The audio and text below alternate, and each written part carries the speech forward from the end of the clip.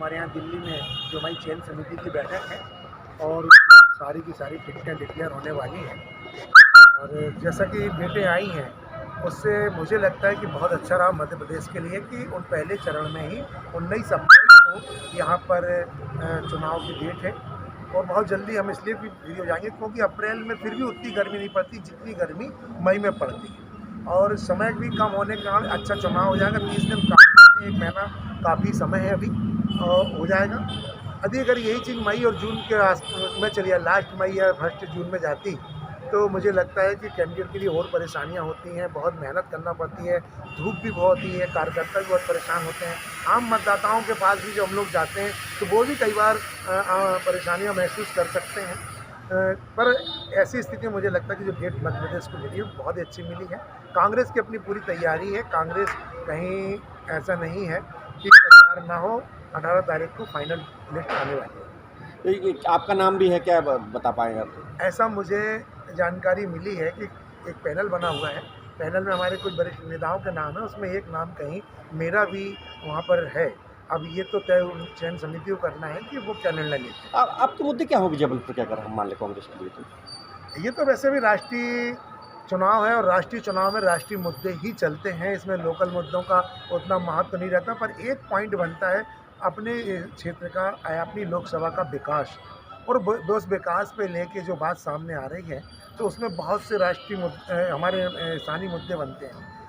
कुछ लोग विकास को कंक्रीट के जंगल को विकास मानते हैं, कुछ लोग विकास के, तो जबकि विकास की परिभाषा अनंत है। कांग्रेस विकास को बहुत दूसरे रूप में लेती है। कांग्रेस विकास को मानती है कि जो आम लोगों के लिए, सबसे समाज के पीछे तबके के बैठे व्यक्ति के लिए बहुत सहज और सरल जीवन हो, उसकी आमदनी से लेकर, उसके खर्चों से लेकर, उसके जीवन शैली से लेकर वो कहीं तनाव में न रहे, किसी प्रकार का परेशान न रहे। अगर वो शांति और आनंद से जीवन जीता, वही सबसे बड़ा विकास है, ये कांग्रेस मानती है। अगर कुछ आइडेंटिफाई कर पाएँ मुद्दे, अगर बोल पाएँ, अगर जाएंगे चुनाव में तो कैसे जाएंगे?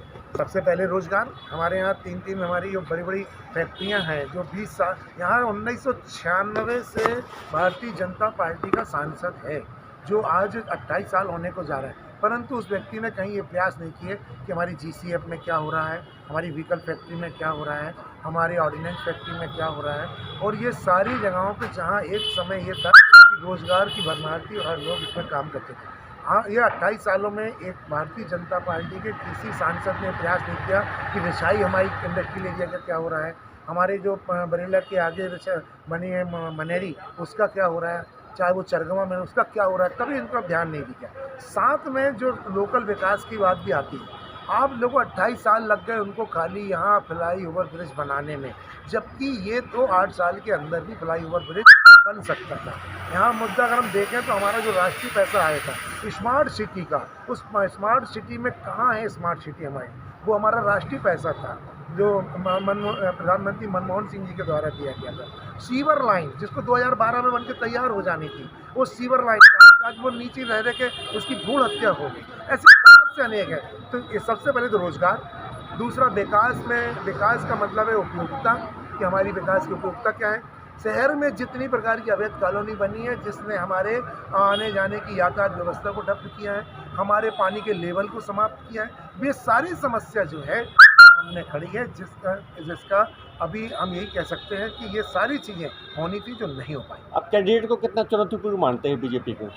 अभी हमारे कैंडिडेट को डिक्लेयर होने दो, पर हम उसकी बात बताएंगे। वैसे मुझे नहीं लगता कि भारतीय जनता पार्टी का जो कैंडिडेट है वो कहीं एक विधानसभा से कहीं बाहर या कुछ ग्रामीण हिस्से से कहीं बाहर उसकी कोई पहचान हो। शहर में आप जाएंगे, अगर किसी से पूछेंगे कि आप क्या आशीष दुबे जी को जानते हैं, तो वो मुझे नहीं लगता कि वो बता पाए कि हाँ, आप 4 लोगों को खड़ा कर लें तो वो शायद चिन्हित कर पाए कि ये आशीष जी।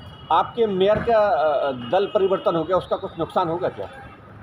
कोई नुकसान नहीं है। अगर ऐसा कुछ होता तो फिर मेयर सिंगल क्यों जाती? मेयर के साथ एक बहुत बड़ी कार्यकर्ताओं की फौज जाना थी, कांग्रेस नेता कार्यकर्ताओं की जाना थी, कोई नहीं गया, सिर्फ वो अकेले गए हुए हैं। ये बात सिद्ध हो गई है कि कोई अंतर नहीं है, बल्कि एक जो चर्चा है शहर में, वो चर्चा ये है कि उन्होंने यहाँ पर कांग्रेस के साथ और पार्टी के साथ धोखा किया। Thank you.